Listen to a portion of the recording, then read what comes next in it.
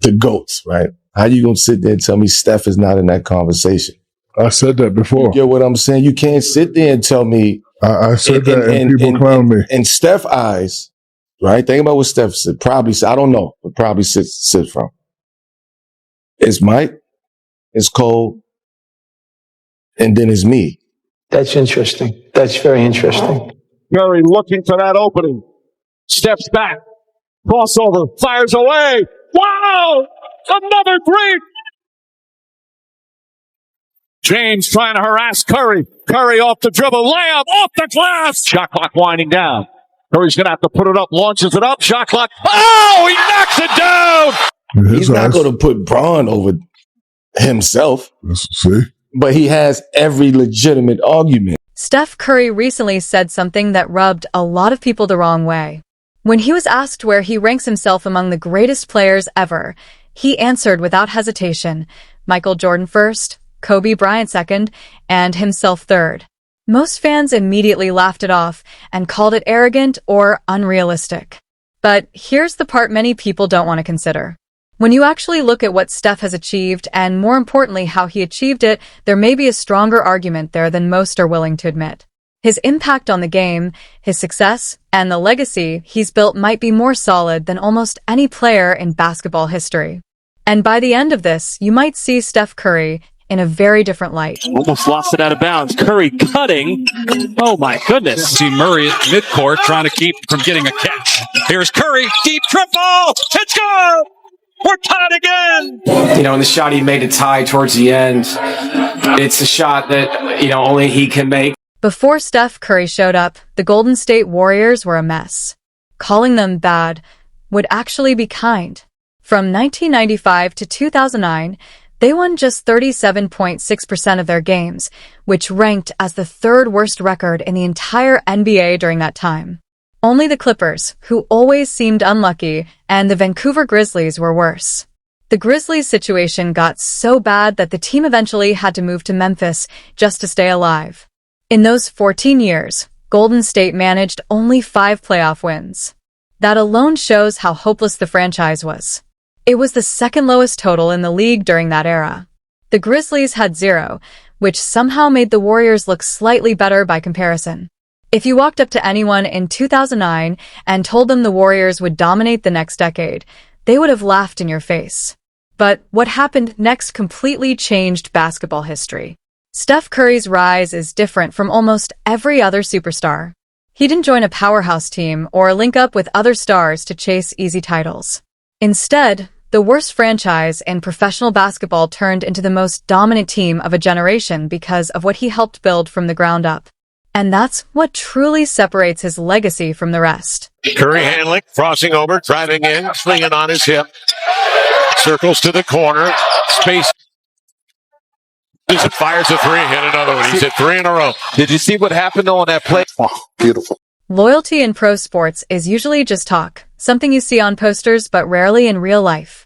Steph Curry actually lived it when everything around him fell apart. In 2020, the Warriors finished 15-50, the worst record in the entire league. Almost everyone covering the NBA declared the dynasty officially over. Steph came back healthy the next season and pushed the team to 39 wins, but it still wasn't enough to reach the playoffs. At that point, the media had already written off Golden State. Many people were calling for a full rebuild and saying it was time to tear everything down. This is where Steph separated himself from today's superstars. He never asked for a trade. He didn't complain publicly or send messages through the media. His camp didn't leak stories about frustration, and he never took shots at the front office, even when decisions were questioned. He just showed up, worked, and kept believing when almost nobody else did. Other stars handled similar situations very differently. LeBron James changed teams 4 times. Kevin Durant played for 4 different franchises. James Harden has been on 5 teams. Kawhi Leonard moved twice. Hannah, I'm told that James Harden wants a trade to the Philadelphia 76ers. Apparently Durant requested a trade from the Nets today. This stuff is hard. And you got to stay together if you got the guts. And you don't find the first door and run out of it. Golden State winning that championship shocked the basketball world. Just 3 years earlier, most of the media had already written the team off. The common belief was that Steph was wasting the final years of his prime on a roster that couldn't truly compete.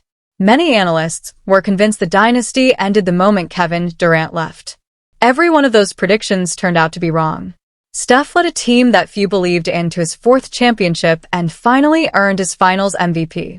That 2022 title means more than any other ring on his resume, not because of stats or matchups, but because of what it proved. It showed that Steph never needed Kevin Durant to win at the highest level. It confirmed the dynasty wasn't built on luck or perfect timing. When everything breaks down and the world... You and Dominique Foxworth are going to sit on First Take and say that Steph Curry will not be in the conversation for a championship in the next 4 years. Curry against Horford, gets past him inside, off the glass again. Fakes, fires, three-pointer. Bang! Steph Curry from downtown.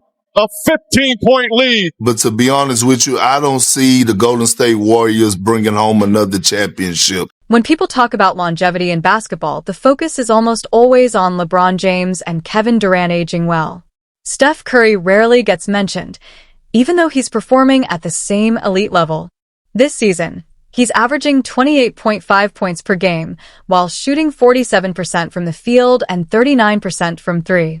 He's already had 3 games with 40 or more points, including a 49-point night that made it clear his prime hasn't disappeared. Steph is nearing 38 years old, yet he still breaks down every defense built to stop him. Since turning 30, he has recorded 44 games with at least 40 points, tying Michael Jordan for the most in NBA history. That stat alone should change the entire conversation. Jordan is often seen as untouchable in all-time debates, yet Steph matches him in one of the toughest areas for aging players. Guards aren't supposed to last like this. Their legs go first, their speed fades, and their shooting usually drops over time. Steph has defied all of that. While LeBron gets non-stop praise and full media segments dedicated to his conditioning and longevity, Steph produces at the same level from a position that traditionally declines faster and barely gets acknowledged. Many fans made up their minds about where Steph ranks years ago and refuse to adjust, even when the evidence keeps piling up. The numbers are clear, even if people choose to ignore them. Steph also separates himself with how he carries himself. In today's era, stars regularly use podcasts, social media, and media leaks to complain, demand trades, or shift blame. Steph does none of that. He doesn't throw teammates or coaches under the bus, and he never plays the public drama game. His approach feels almost old school, like something from a different generation, and that professionalism is a big part of what makes his legacy so unique. Right? Think about what Steph said. Probably, I don't know, but probably sit from. It's Mike, it's Cole, and then it's me. Right? Like, he's not going to put Braun over himself. See? But he has every legitimate argument and I asked the question. sit